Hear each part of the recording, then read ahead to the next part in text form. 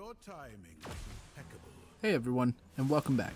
Today we're going to be hopping back into Astral Ascent. We just got some big news from the developers with a roadmap for next year, as well as a new patch that's going to have some big changes in it that's going to be releasing on December 21st. I'm super excited that Hibernian is continuing to support the game, especially since the number of games that just get abandoned after release is far higher than it should be. If you weren't aware, the developers have a Discord, and they've taken several polls from the community and used those to inform some of these updates, which means a lot of the pain points that I expressed in my review have been addressed, since they were also things that the community as a whole seemed to be struggling with as well. First up on the list, we have a new quality of life feature that gives us a damage meter, telling us exactly how much damage each of our spells are doing so we can know what's working and what isn't. This is going to be available as an option that you can enable to be displayed as a part of your HUD for ease of access, or if you don't like the look of that, you can also view it in a paused menu.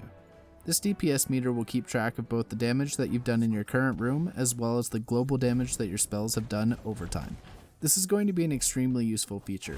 It was always difficult to tell what spell should be replaced and whether or not it was going to hurt your run if you switched it out. I've personally had a couple of runs that were ruined by this exact thing, so I'm really glad to see this make its way into the game. Next up, they've added 10 new exploration rooms per world. This is going to be really nice. As it stands, you tend to see the same rooms repeated quite often throughout a run, since you can see multiple exploration rooms per world. This is basically going to be just changing up where the platforms are located and general layout of the rooms, but I think adding some more variety here is definitely a good thing, and I'm excited to explore the new rooms and see how they look.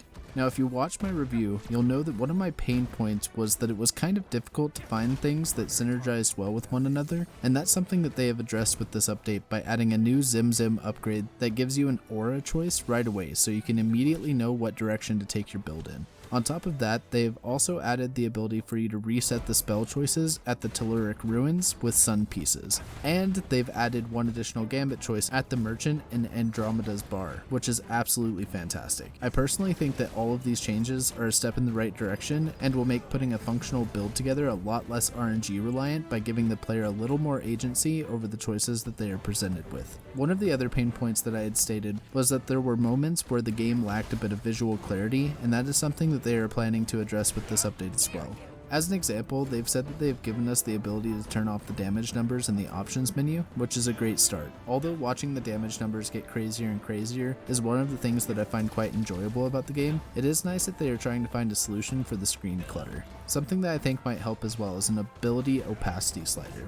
Giving the player the ability to turn down how much of their own abilities they can see on the screen would help quite a bit. The developers didn't mention what else they had done in regards to the visibility in this patch, but from the sounds of it, there's some other small changes as well.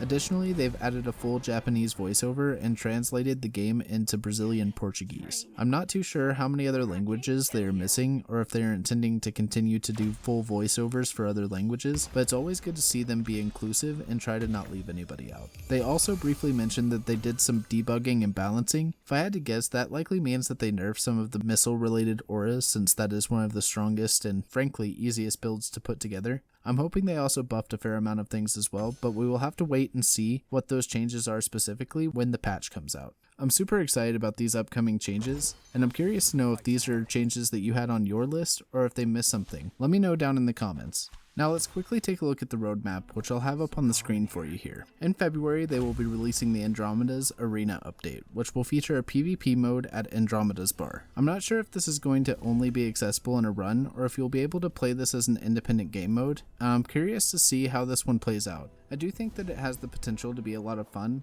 but I think they should tread lightly here. I think having a fully dedicated PvP game mode could have a negative impact on the overall atmosphere of the game. If they wanted to use the core mechanics of the characters and movement of the game and introduce a separate game entirely that was more along the lines of Super Smash Bros., I think that could be very cool, but I don't want that as a part of this game personally. But we will just have to wait and find out more closer to February. In Q2 of 2024, we will be getting the Arsenal update. This is one that I am very excited about.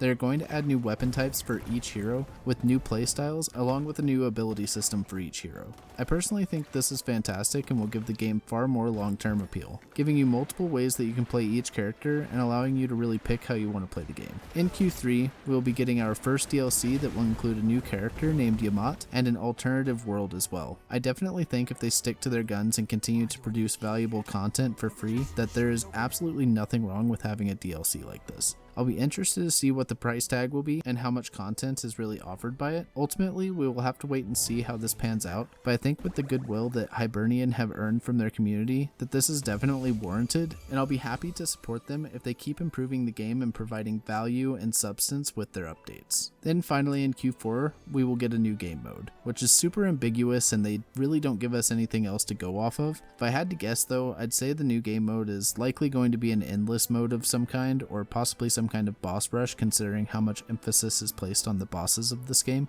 I do sort of hope that they put a little more thought into it than just simply allowing us to endlessly loop, but like with all the rest, we will just have to wait and see what their plans are. Thanks so much for watching the video. I hope you found it useful. If you did, be sure to hit the like button as it does help out the channel quite a lot, and make sure the game gets the exposure that it deserves as well. If you're interested in Astral Ascent and want more videos like this one, then be sure to subscribe as I plan on covering the game pretty extensively here on the channel. Again, I really appreciate you watching the video, I hope you have a fantastic day, and I'll catch you in the next one. Peace.